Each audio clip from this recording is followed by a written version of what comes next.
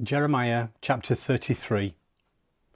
While Jeremiah was still locked up in jail, a second message from God was given to him. This is God's message.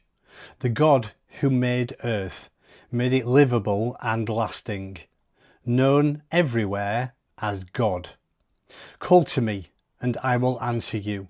I tell you marvelous and wondrous things that you could never figure out on your own.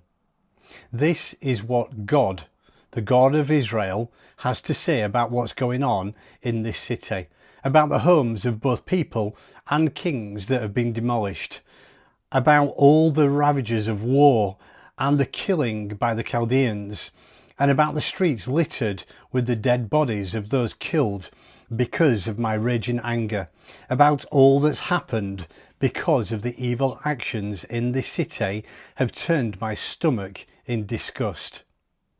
But now take another look. I'm going to give this city a thorough renovation, working a true healing inside and out. I'm going to show them life whole, life brimming with blessings. I'll restore everything that was lost to Judah and Jerusalem. I'll build everything back as good as new. I'll scrub them clean from the dirt they've done against me. I'll forgive everything they've done wrong, forgive all their rebellions, and Jerusalem will be the centre of joy and praise and glory for all the countries on earth. They'll get reports on all the good I'm doing for her. They'll be in awe of the blessings I am pouring on her. Yes, God's message. You're going to look at this place, these empty and desolate towns of Judah and the streets of Jerusalem, and say, a wasteland, unlivable, not even a dog could live here. But the time is coming when you're going to hear laughter and celebration, marriage, festivities, people exclaiming, thank God of the angel armies, he's so good, his love never quits. And they bring thank offerings into God's temple. I'll restore everything that was lost in this land. I'll make everything as good as new. I, God, say so. God of the angel armies says, this coming desolation, unfit for even a stray dog, is once again going to become a pasture for shepherds who care for their flocks. You'll see flocks everywhere, in the mountains, around the towns of Shephelah and Negev, and all over the territory of Benjamin, around Jerusalem and the towns of Judah, flocks under the care of shepherds who keep track of sheep. God says so. Watch this. The time is coming, God's decree, when I will keep the promise I made to the families of Israel and Judah.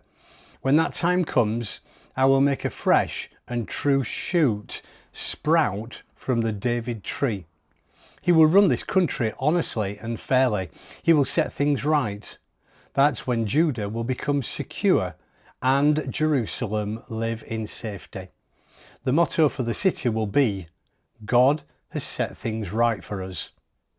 God has made it clear that there will always be a descendant of David ruling the people of Israel, and that there will always be a Levitical priest on hand to offer burnt offerings, present grain offerings, and carry on the sacrificial worship in my honour.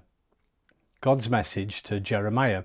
God says, if my covenant with day and my covenant with night ever fell apart so that the day and night became haphazard and you never knew which was coming and when, then and only then would my covenant with my servant David fall apart and his descendants no longer rule. The same goes for the Levitical priests who serve me. Just as you can't number the stars in the sky, nor measure the sand on the seashore, neither will you be able to account for the descendants of David, my servant, and the Levites who serve me. God's message to Jeremiah. Have you heard the saying that's making the rounds? The two families God chose, Israel and Judah, he disowned. And have you noticed that my people are treated with contempt, with rumours afoot that there's nothing to them anymore? Well, here's God's response. If my covenant with day and night wasn't in working order, if sky and earth weren't functioning the way I set them going, then, but only then, you might think I had disowned the descendants of Jacob and my servant David, and that I wouldn't set up any of David's descendants over the descendants of Abraham, Isaac and Jacob. But as it is, I will give them back everything they've lost. The last word is, I will have mercy on them.